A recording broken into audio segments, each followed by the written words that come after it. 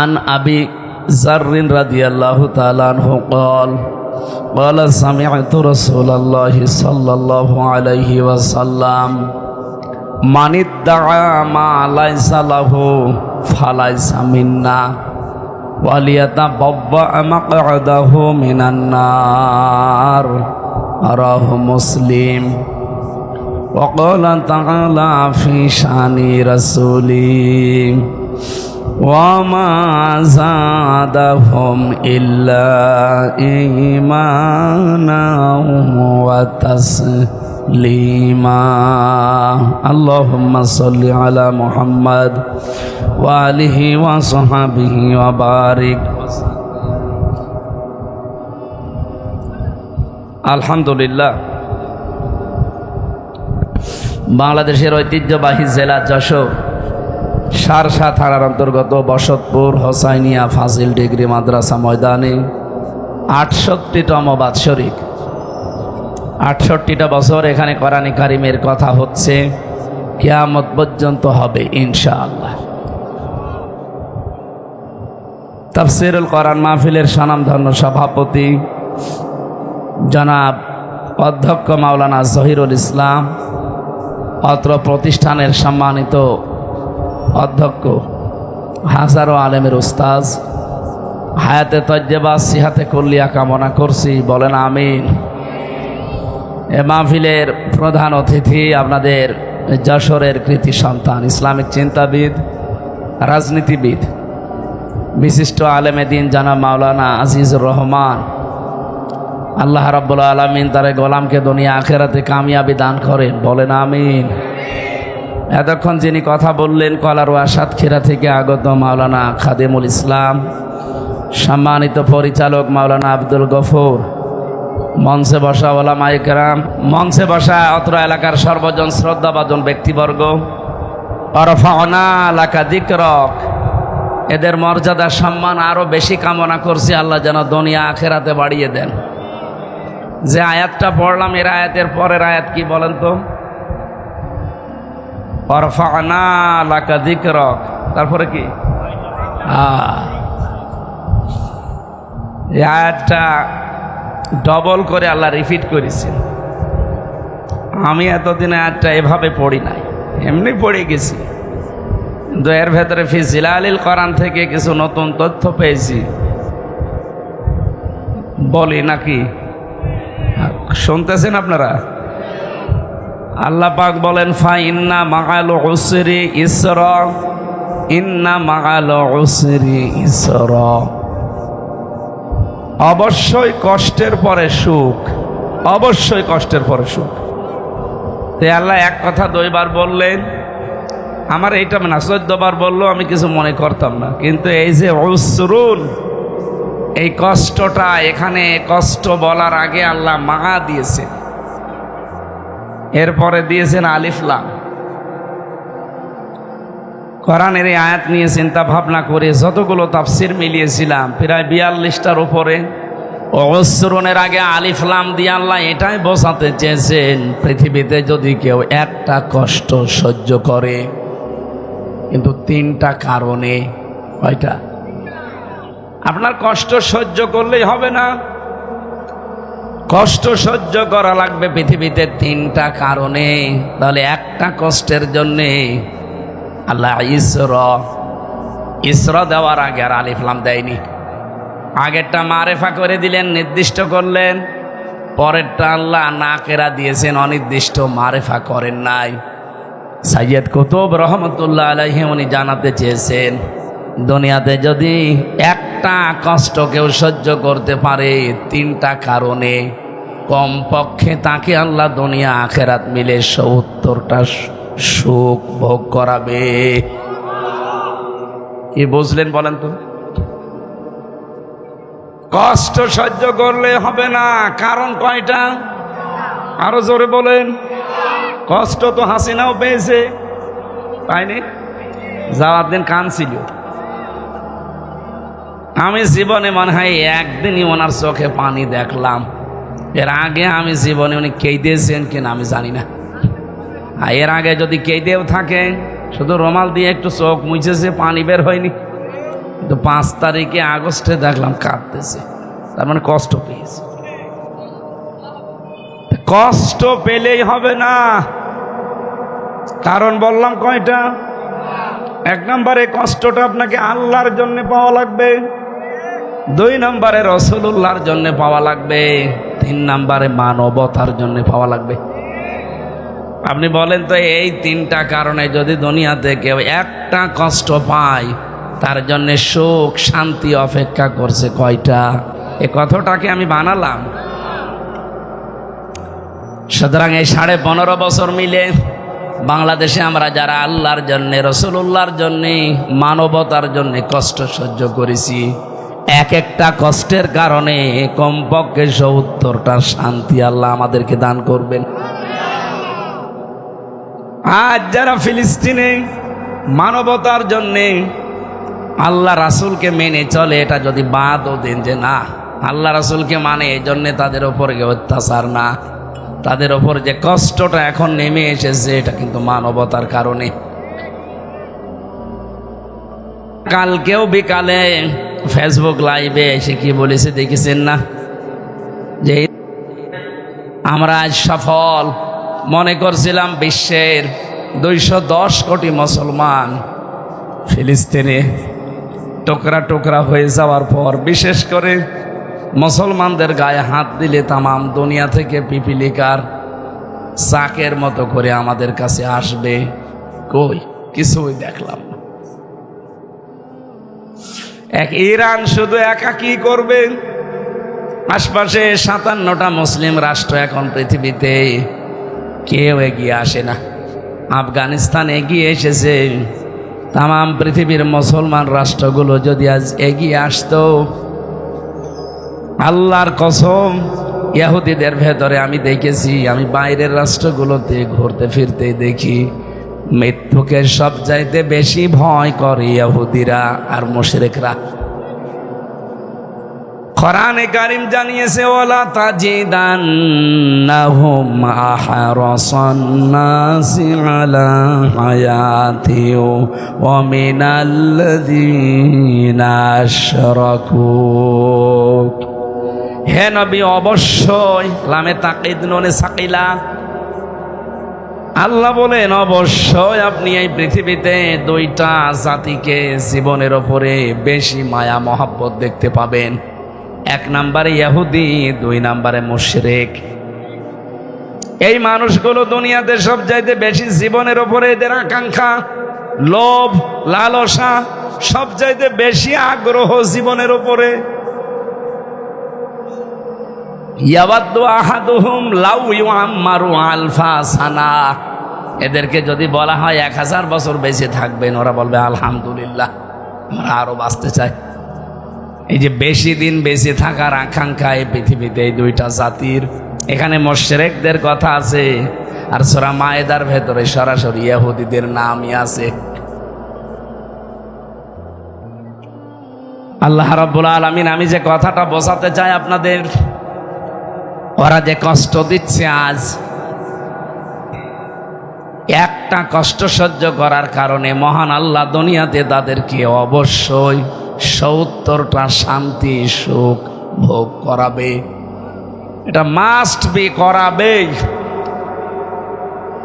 আমরা তো নিজের চোখে আমাদেরটা মিলালাম। আমরা যারা সত্যি কষ্ট পেয়েছি আল্লাহর জন্যে, রাসূলুল্লাহর জন্যে, মানবতার জন্যে, আপনি টের পাচ্ছেন না? এই কষ্ট যারা দিয়েছে তাদেরকে আমার আল্লাহ কমপক্ষে 70টা কষ্ট দুনিয়ায় দেবে, আর আমাদেরকে 70টা সুখ কমপক্ষে ভোগ করাবে। সিস্টেম অপর পৃষ্ঠায় দেখুন, আল্লাহ পাক বলেন, পৃথিবীতে কোনো মানুষ যদি অবৈধভাবে একটা সুখ ভোগ করে, আবার বলছি, দুনিয়াতে কোনো মানুষ যদি অবৈধভাবে একটা সুখ ভোগ করে, এই পৃথিবী আর আখেরাত মিলে কমপক্ষে তাকে 70টা দুঃখ ভোগ করা লাগবে। সুখ ভোগ করলে আপনাকে দুঃখ পাওয়া লাগবে, বিষয়টা এমন না। সুখ যদি অবৈধভাবে কেউ ভোগ করে, এই যে পরকীয়া প্রেম যারা করে, এখানে সুখ নেই। কথা বলছেন নাকি? এলাকায় এসব চলছে না? আছে মানে 180 মাইল বেগে চলছে। তারপরেও যশোর মনে হয় ভালো আছে। এগুলো এই যে নোয়াখালী বেশি। 4 বছরের তানিয়া থেকে 80 বছরের খাদিজা পর্যন্ত ওরা বাদ দেয় না। এটা রেকর্ড হচ্ছে তো। আপনি দেখেছেন না সুবর্ণচরে 4 সন্তানের মাকে পর্যন্ত ওরা ধর্ষণ করেছে। আমাদের এই খুলনা বিভাগে একটু হালকা পাতলা আছে, এগুলো চট্টগ্রাম বিভাগে বেশি। আবার কালকে তো চট্টগ্রাম যাব, ওরা আবার চেপে ধরবে না তো। না, ওদের এলাকায় বেশিতে বললে অসুবিধা কি? ওরা ছাড়ে না কাউকে। বলেন তো, এই যে অবৈধ সম্পর্কের দ্বারা মানুষ একটা শান্তি পায়, সুখ পায় না পায় না? বলেন না কেন? এই একটা অবৈধ সুখের কারণে আপনাকে কমপক্ষে 70টা দুঃখ দুনিয়ায় ভোগ করা লাগবে। এই জন্য এই লাইনে যারা আছে এই মুহূর্তে তওবা করে আপনি থামেন। বিশেষ করে যাদের ভাবির সাথে লাইন আছে, প্রতিবেশীর স্ত্রীর সাথে অনেকের লাইন আছে, এমনকি বিবাহিতা মেয়েদের সাথে অনেকের লাইন চলছে। এখানে যে সুখগুলো পাচ্ছেন এগুলো যেহেতু অবৈধ সুখ, এই মুহূর্তে আপনাকে ওই রাস্তাগুলো সব বন্ধ করা লাগবে।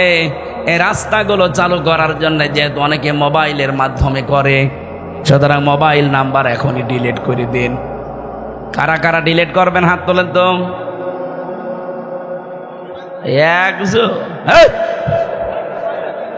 বুড়ো মানুষের আবার কিসের লাইন?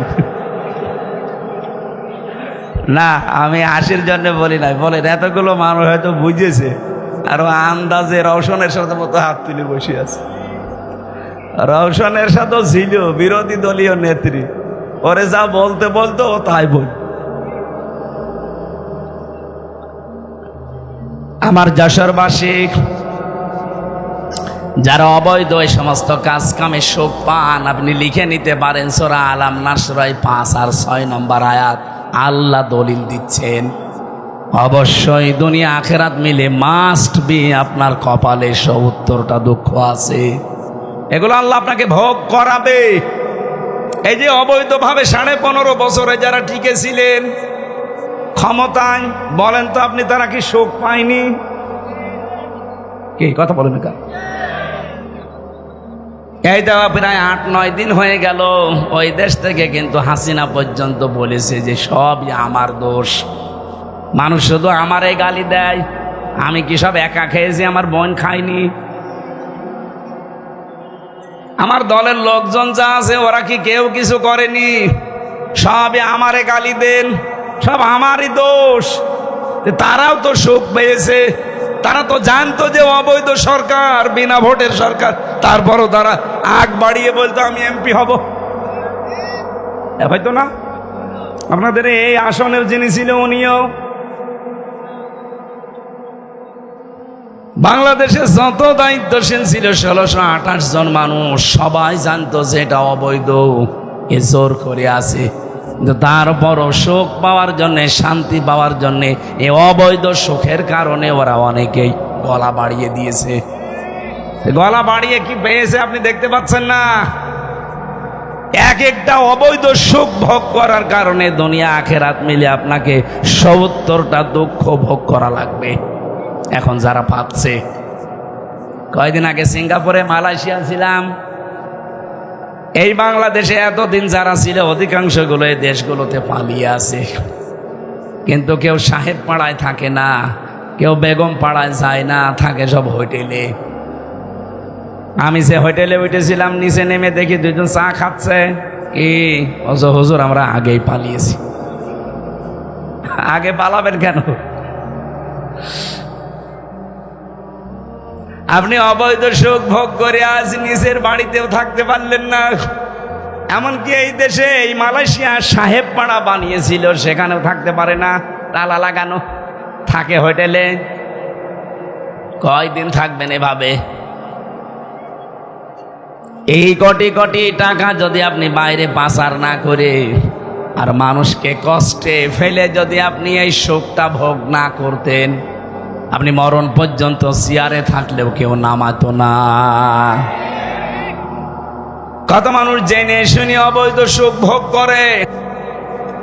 আমি যে জামাটা সেলাই করতে গিয়েছিলাম, একটু বড় হচ্ছিল, মালয়েশিয়াতে যে দোকানে গেলাম, ওই দোকানদারে যশোরে বাড়ি, অভয়নগরে।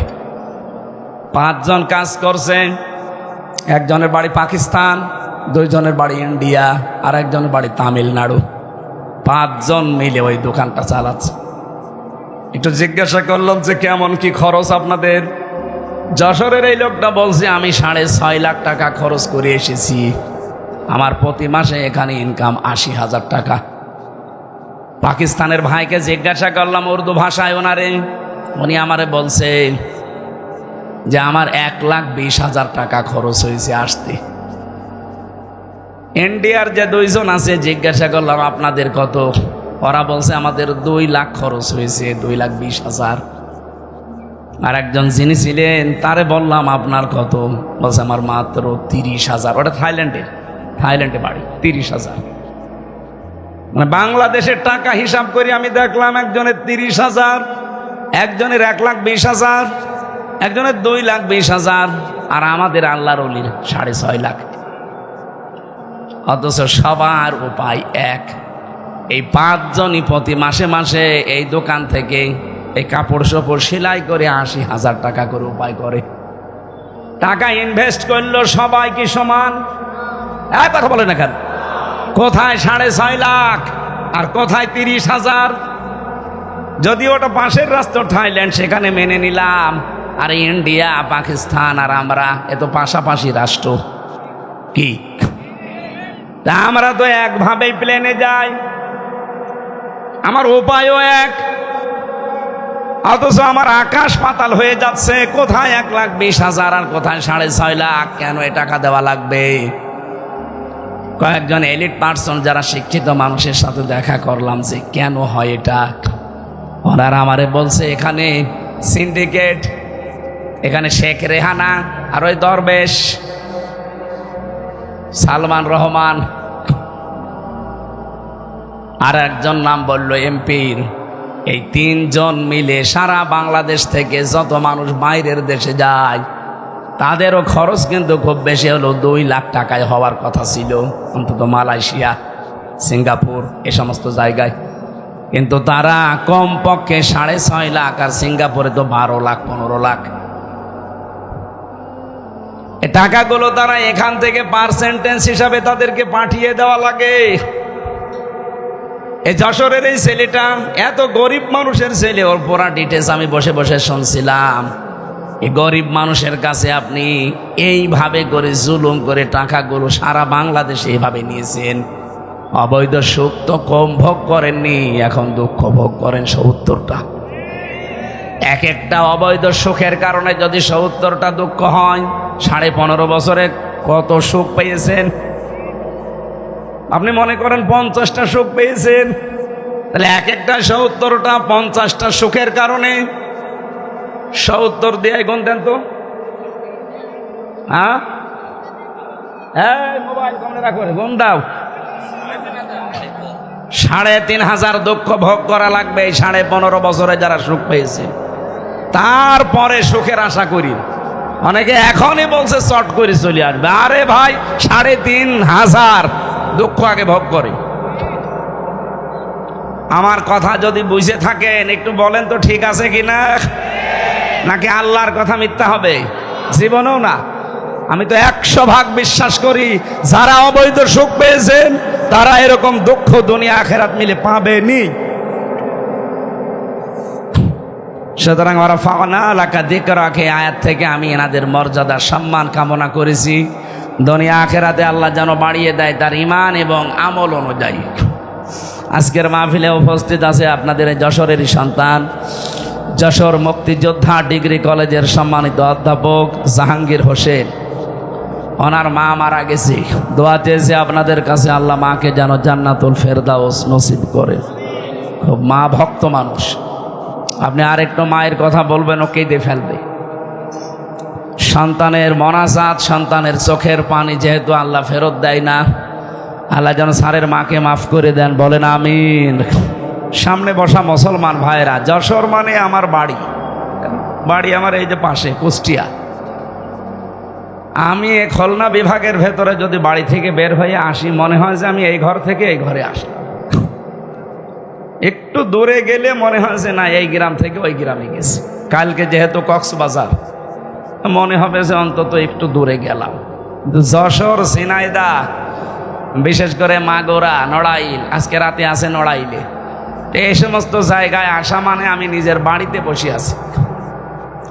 আপনারা আমার আপনজন, রক্তের সম্পর্ক না থাকলেও একই বিভাগের মানুষ আমরা।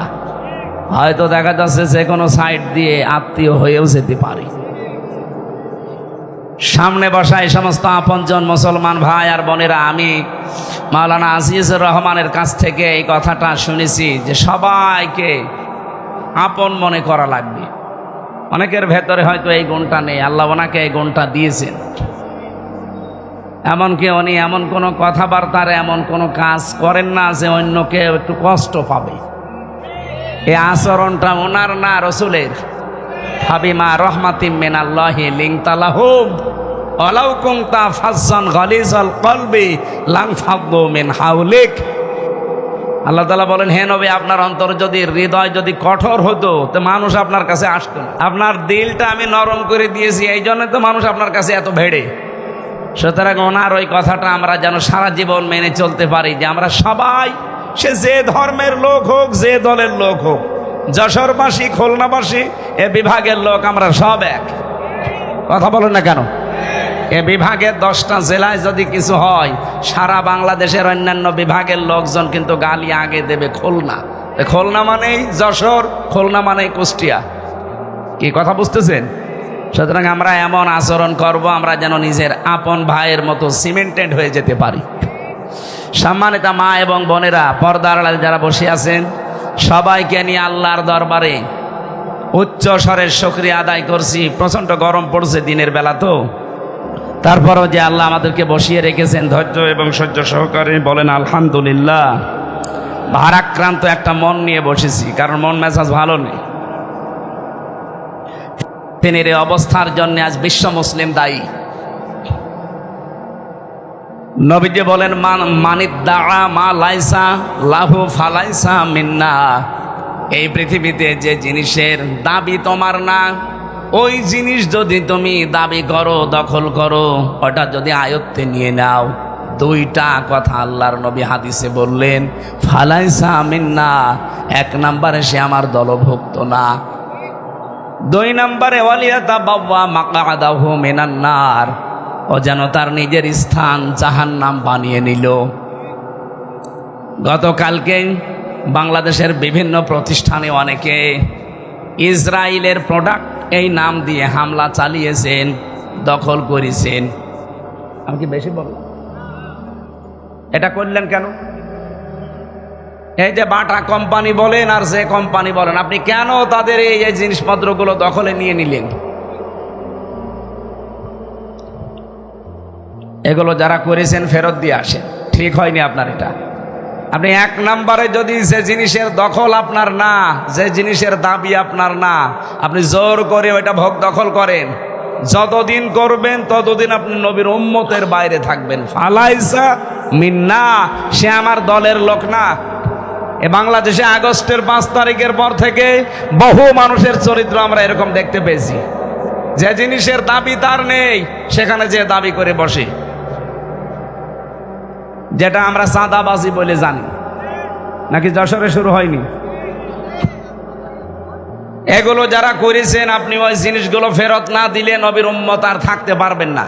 আর নবীর উম্মত যে নেই, তার জানাজা জায়েজ আছে, মরে গেলে ইন্না লিল্লাহ পড়া জায়েজ আছে। এজন্য নিজের কপালে নিজে আগুন লাগাবেন না। আশা করছি কি বোঝাতে চাই, ইঙ্গিত দিলাম, আপনি বুঝে ফেলেছেন। এরপরেও যদি না বোঝার ভান করে থাকেন, এদিকে আসেন। হ্যাঁ, ওটা বন্ধ করবেন, আলাদা বিষয়, কিন্তু লুটপাট করবেন কেন? আপনি জোর করে নিয়ে নেবেন কেন? ওইটার দায়িত্ব কি আপনার? সুতরাং এ কাজগুলো করা ঠিক হয়নি। এমনি তার যার নিজের জায়গা থেকে বর্জন করবেন, এটা ইমানের দাবি। যতগুলো পয়েন্ট আছে ইমানের 3টা স্তর, তার ভেতরে এটাও একটা। যদি আপনার শক্তি সামর্থ্য থাকে তাহলে হাত দিয়ে বাধা দেন, পারলেন না মুখ দিয়ে প্রতিবাদ করেন, যেটা সারা বাংলাদেশ সহ বিশ্বের বিভিন্ন মুসলিম দেশে চলছে। কি কথা বলেন না কেন? তামাম দুনিয়ায় এই প্রতিবাদ চলছে, কারণ আমাদের হাতে ওই শক্তি নেই। নবীজির বাড়ি ছিল খেড়ের, নবীজির বাড়ি ছিল খেজুর পাতার, টপ টপ করে পানি পড়তো, অথচ বাড়ির সামনে 9টা ঘোড়া বাঁধা ছিল সব সময়। আপনি কি বুঝলেন এখান থেকে? তার বর্ম ছিল, মাথার হেলমেট ছিল, হাতে জুলফিকার ছিল। আর আমরা আজ মুসলমানেরা শুধু আনন্দ ভোগ করায় আছি। ওরা আজ তামাম দুনিয়া ধ্বংস করার জন্য কি হাতে নিচ্ছে আপনি টের পাচ্ছেন? ইসরায়েল পোরা আশপাশে যা আছে সব ধ্বংস করবে, যাওয়াও লাগবে না এমন মেশিন তারা আবিষ্কার করে। আর আমরা শুধু সুবহানাল্লাহ আলহামদুলিল্লাহ নিয়ে শুধু ফতোয়াবাজিতে ব্যস্ত আছি। আর বাকি শব্দটা আমি বলতে পারলাম না। মুসলমানদের আজ অধপতনের পেছনে সবচাইতে বড় কারণ দুইটা। এক নম্বরে তারা নারী ভোগ করার একেবারে সর্বোচ্চ পর্যায়ে চলে গেছে। 2 নম্বরে ওরা এখন এই নেশাদ্রব্য এগুলো খাওয়াতে ব্যস্ত হয়ে পড়েছে। বাইরের দেশগুলোতে গেলে মাথা খারাপ হয়ে যাবে আপনার। যারা মুসলমান, আজ আমাদের কপালে দুঃখ এমনি আসে না, এসেছে এই কারণে। এই জন্য আমরা সতর্ক থাকবো। কারো জিনিস যেন যেটা দখল আপনার নেই, আন্দাজে দখল করবেন না। ওই যে বললাম না, হয়তো সুখ পাবেন, আনন্দ পাবেন, একটা সুখে দুঃখ কয়টা? বলেন বলেন।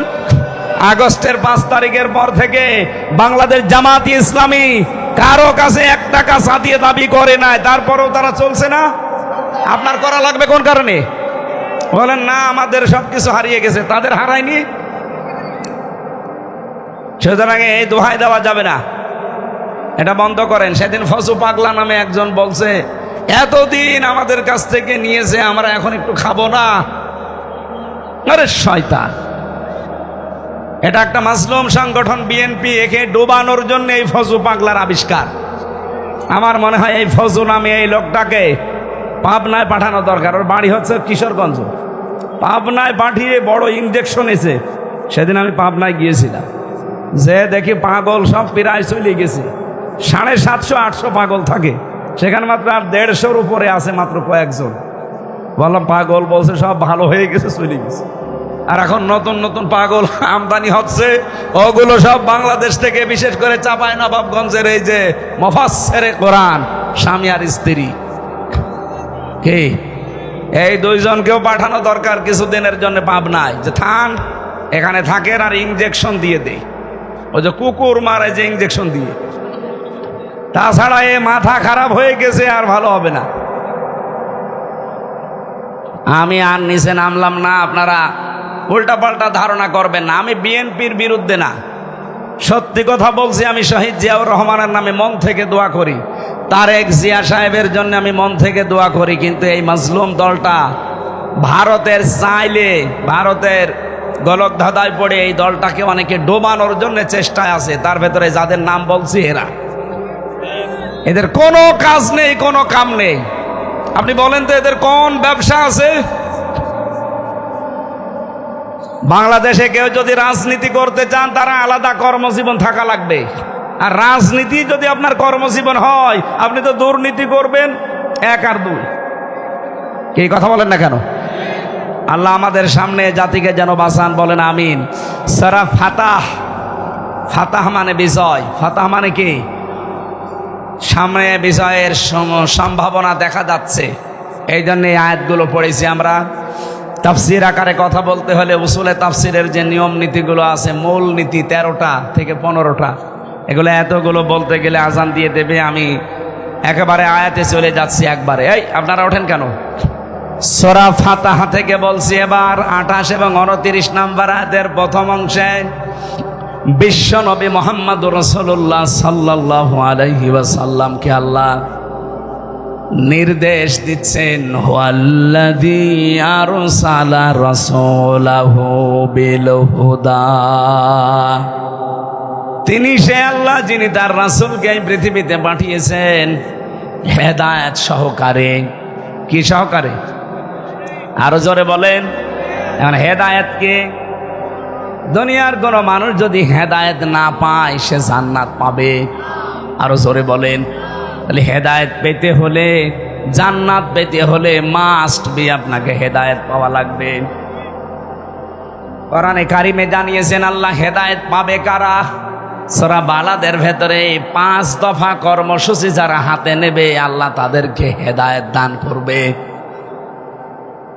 ওয়াহাদাইনাহুন নাজদাইন ফালাকতাহামাল আকাবাতা ওয়া মা আদরাকা মাল আকাবা ফাক্কু রাকাবা আও ইতআমুন ফি ইয়াউমিন যী মাসগাবা ইলা আখিরি আয়া। ভালো করে শোনেন, শুধু বাংলাদেশের জন্য না, এটা রেকর্ড হচ্ছে সারা পৃথিবীর বাংলা ভাষাভাষী যারা সবাই শুনবে কালকে। হেদায়েত যদি না পান জান্নাত পাবেন না। আর হেদায়েত পেতে হলে কমপক্ষে 5টা কাজ আপনার জীবনে থাকা লাগবে। কয়টা? এ বাংলাদেশে এখন প্রায় 73টার উপরে দল কাজ করছে, নিবন্ধন মিলে নিবন্ধন ছাড়া। যারা আছেন হেদায়েত যদি সত্যি পেতে চান, আল্লাহর কোরআনের সূরা বালাদের এই 10 নম্বর আয়াত থেকে 18 নম্বর আয়াত পর্যন্ত আপনি মিলাবেন বাড়ি যেয়ে। 1 নম্বরে আপনার জীবনে ফাক্কু রাকাবা, দাস মুক্তিকরণ, এই কর্মসূচি থাকা লাগবে। বাংলাদেশ জামাত ইসলামের কথা বলছি আমি এই কারণে, দাস মুক্তি বলতে আমরা কি বুঝি? পৃথিবীতে আল্লাহ বানিয়েছে মানুষকে তার দাসত্ব করার জন্যে। কথা বলেন না কেন? ইয়াকা না'বুদু, একমাত্র তোমারই দাসত্ব করি। সেখানে বহু মানুষকে আমরা দেখতে পাই তারা আল্লাহর দাসত্ব বাদ দিয়ে মানুষের দাসত্ব করে। বলেন, যারা আল্লাহর দাসত্ব বাদ দিয়ে পৃথিবীর মানুষের দাসত্ব করবে, মানুষের গোলামি করবে, এখান থেকে যারা মানুষকে বাঁচাতে চায়। আর এই কর্মসূচি জীবনে 1 নম্বরে নিয়েছে জামাত ইসলাম। এতে বারবার আল্লাহর আইনের কথা বলা হয় কেন? কারণ আল্লাহর আইন প্রতিষ্ঠা হলে মানুষের তৈরি করা আইনগুলো এমনি দূর হয়ে যাবে। আর মানুষের তৈরি করা আইন যদি না থাকে, আল্লাহর আইন যদি কায়েম হয়, মানুষ দাসত্ব করতে বাধ্য হবে কার? আমরা তো চাই মানুষ দাসত্ব করুক আল্লাহর। কি কথা বলে না কেন? 2 নম্বরে যারা এতিম মিসকিন অসহায় মানুষের বাড়িতে খাবার পৌঁছিয়ে দেয়। আপনি দেখেন না, আগস্টের 5 তারিখের পরে আজ এপ্রিলের 8 তারিখ, এই 1 মাস 8 মাস 3 দিনের ভেতরে এই 73টা দলের কর্মসূচি আপনি একটু হিসাব করে মিলান। কারা এতিম মিসকিন অসহায় দুর্বল মানুষদের কাছে যে সর্বোচ্চ বিলিয়ে দিচ্ছে? বলেন, আপনি যে আন্দাজে ফতোয়া দেন, বলেন আমি যা বলছি কোরআন থেকে না বানিয়ে? ইয়াতীমান যা মাকরাবা, নিজের নিকট আত্মীয় স্বজনের ভেতরে যারা এতিম অসহায় তাদের খোঁজ খবর নেওয়া। আর আমি তো এই গুণটাও এদের ভেতরে দেখি। আমি যা পড়ি কোরআনে, এগুলো যার ভেতরে পাবো আমি তো সেখানে যাব। আপনি জোর করে আমারে নিতে চান, পারবেন না। আমি তো দেখি না আপনার ভেতরে এগুলো। আও ইউতামুন ফি ইয়াউমিন যী মাসগাবা, এখানে আরেকটা আয়াত আমার আল্লাহ জানিয়েছে, যারা এতিম অসহায়, যারা ধুলি মলিন, যে মানুষগুলো রাস্তাঘাটে কর্মজীবনে ধোলা মলিন হয়ে নিজের শরীরকে সর্বশান্ত মনে হয়, এই মানুষগুলোর পেছনে যারা থাকে, এদের কর্মজীবনে যারা সাহায্য সহযোগিতা করে। কত ভ্যানওয়ালা, রিক্সাওয়ালা, রিক্সাটা পুড়িয়ে গেছে, নষ্ট হয়ে গেছে, তার একটা কর্মজীবন ঠিক করার জন্য বাংলাদেশ জামাত ইসলামী এই কর্মসূচিটা হাতে নিয়েছে। আমি তো বহু মানুষকে দেখলাম, আমার কুষ্টিয়া নিজের জেলায় একটা হিন্দুর বাড়ি, আমার নিজের 4-5 গ্রাম পরে ওই বাড়িটা পুড়ে একেবারে ছাই হয়ে গেছে। বাংলাদেশ জামাত ইসলামী কুষ্টিয়া জেলা শাখার উদ্যোগে এই 5 টাকা, 10 টাকা, 100 টাকা চাঁদা কালেকশন করে করে 2.5 লক্ষ টাকা দিয়ে তার বাড়িটা বানিয়ে দিয়েছে। এর একটা হিন্দু হোক, কিন্তু লোকটা তো মানুষ। এই বলুন, একটা মুসি মানুষ, মুসি জুতা সেলাই করে খায়, সে জীবনে ইসলামের এই সৌন্দর্য দেখে কোনোদিন ভুলতে পারবে? আর আপনার টাকা ব্যাংকে ছাতা পড়ে যায়, কি করেন আপনি টাকা দিয়ে? সুম্মা কানা মিনাল্লাযীনা আমানু ওয়া তাওয়াসাউ বিস-সাবরি ওয়া তাওয়াসাউ বিল মারহামা। এই পৃথিবীতে ওই মানুষগুলো হেদায়েত পাবে, তারা ডানপন্থী বলে আল্লাহ উল্লেখ করেছেন। উলাইকা আসহাবুল মাইমানা, এই মানুষগুলো ডানপন্থীরা সফল হবে, এদেরকে আল্লাহ হেদায়েত দেবে যারা নিজেরা ঈমান আনার পর মানুষকে ধৈর্য ধারণের উপদেশ দেয় আর একে অন্যের প্রতি রহম দিল হয়। আজ এই গুণগুলো আমি সেখানে পাবো, আল্লাহর কসম আমরা মুসলমান হিসাবে সেখানে যাব। বলো স্যার, এই তো পরিবেশ না, ঝড় উঠছে, ঝড় উঠছে, আমার মনে হয় আর টানা ঠিক হবে না। আমি তো এবার মেয়েদের পয়েন্টে যাব, প্রায় আমরা আধা ঘন্টা 15 মিনিট বলতে পারতাম। আমি তো সিরিয়ালে যাব না, মোহাম্মদুর রাসূলুল্লাহর পরে ওদের কথাগুলো বলবো, হবে না?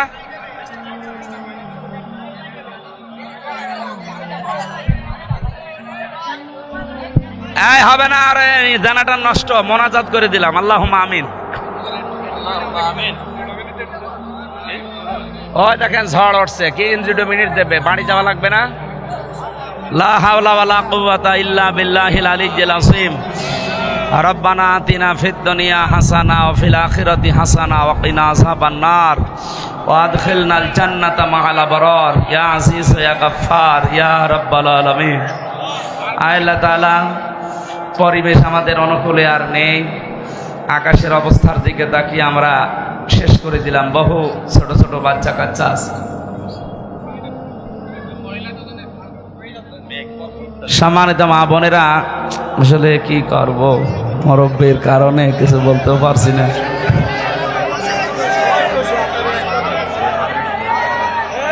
আমার এই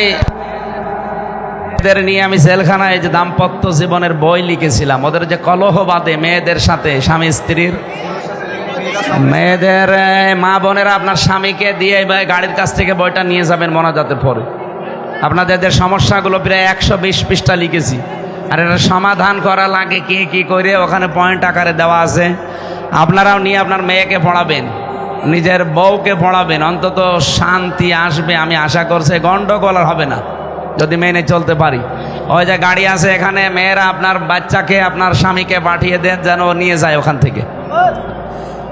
আমরা খাদিজাতুল কুবরা রাদিয়াল্লাহু তাআলা আনহার জীবনী থেকে পেয়েছি, এটা ওখানে পাবেন আপনারা। সারা জীবন তিনি 1 ওয়াক্ত নামাজ পড়েননি, একবারও তিনি যাকাতও দেননি, একটা জীবনে হজও করেননি, তিনি একদিনের জন্য পর্দায়ও থাকেননি, রোজাও রাখেননি জীবনে একটা।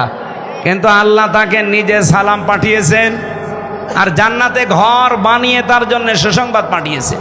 পুরা জীবনী পড়ে আমি একটা বিষয় পেয়েছি, কারণ এগুলো সব নাজিল হয়েছে তার ইন্তেকালের পরে, এই জন্য তিনি করতে পারেননি। কিন্তু আল্লাহ তাকে জান্নাতে ঘর বানিয়ে সুসংবাদ দেওয়ার কারণ, তাকে সালাম দেওয়ার কারণ হচ্ছে জীবনে কোনোদিন তিনি স্বামীর মনে দুঃখ দেননি। এখানে যারা আমরা স্বামী আছি, সে যে স্বামী হোক, আপনি বুকে হাত দিয়ে বলতে পারবেন জীবনে আমার বউ কোনোদিন আমাকে একদিনও দুঃখ দেয়নি? হাত তোলেন তো। একজন হাত তুলতে পারছে না। এখানে দাঁড়িয়ে দাঁড়িয়ে কি করেন আপনারা? একটা স্বামী আপনার পক্ষে নেই? এই আশ্চর্য গো, এত বড় বড় হুজুর আমরা হাত তুলতে পারছি না। না, শুধু নামাজ পড়া, রোজা রাখা আর কালো বোরকা পরা ইবাদত না। স্বামীর মন জয় করা, স্বামীর খেদমত করা, তাকে খুশি রাখা, এটাও কিন্তু নামাজ রোজা ফরজ পর্দার মতো একটা ইবাদত। আল্লাহ তৌফিক দেন মেয়েদের, বলেন আমিন। হয়তো খাদিজার সাথে কুবরার সাথে জান্নাত পাবেন কিনা জানি না, আজকে থেকে এই আমলটা করা দরকার। নবীজি বলেন, কোনো মেয়ে লোক যদি মারা যায়, তার স্ত্রী দেখে যদি স্বামী বলে এই বউ আমার মন মতো ছিল, আমি খুশি, বিশ্বনবী বলেন এই স্ত্রীকে আল্লাহ জান্নাত দিয়ে দেবে। সুতরাং মেয়েদেরকে আমরা হযরতে খাদিজাতুল কুবরার মতো তৈরি করতে চাই, আল্লাহ যেন বানিয়ে দেন, বলেন আমিন। আমরা যারা স্বামী আছি খুব খুশি, স্ত্রী লোক যদি বলে জীবনে আমি কোনোদিন দুঃখ পাইনি, এরকম একটা স্বামীর হাত তুলতে বলেন তো। আমরাও পারবো না। প্রতিনিয়ত তাদের সাথেও খারাপ আচরণ হচ্ছে, তাদের হকগুলো আদায় হচ্ছে না। যতদিন পর্যন্ত এই দেশে আল্লাহর কোরআনের 500 বিধান প্রতিষ্ঠা না হবে, ততদিন কেউ কারো হক সঠিকভাবে পাবে না। সুতরাং আমরা এইটাই চাচ্ছি, লিইয়ুযহিরাহু আলাদ-দীনি কুল্লি, হে নবী, আপনাকে আমি পাঠিয়েছি আমার দিনকে এজহার করার জন্য। এজহার মানে হ্যাঁ, এজহার মানে শুধুমাত্র আমরা মনে করি প্রকাশ করা। এজহার মানে স্পষ্ট করা না। এজহারের আধুনিক অর্থ হচ্ছে এজহার মানে বিজয়ী করা। আজ বাংলাদেশ সহ বিশ্বে যদি আল্লাহর ইসলাম বিজয়ী থাকতো, তাহলে আমরা প্রত্যেকের হক প্রত্যেকে ফিরে পেতাম। আমরা এখানে অনেক স্বামী হাত তুলতে পারতাম যে আমার বউ আমার পরিপূর্ণ হক আদায় করে। মেয়েরাও বলতো যে হ্যাঁ, আমার স্বামী আমার 100 ভাগ মুহাম্মদুর রাসূলুল্লাহর মতো হক আদায় করে। সুবহানাল্লাহ বলতে পারেন না? আল্লাহ এরকম পরিবেশ আমাদের সামনে দান করেন। এর পরের আয়াতে আল্লাহ 5টা বিষয় দিয়েছিলেন যে নবীর উম্মত যদি কেউ থাকতে চান, 5টা কাজ দুনিয়ায় মাস্ট বি, আপনাকে করাই লাগবে। আল্লাযীনা মাআহু আশিদ্দাউ আলাল কুফার রুহামাউ বাইনাহুম তারাহুম রুকআন সুজদা ইয়াবতাগুনা ফাদলাম মিনাল্লাহি ওয়া রিদওয়ানা। এখানে 5টা বৈশিষ্ট্যের কথা আছে।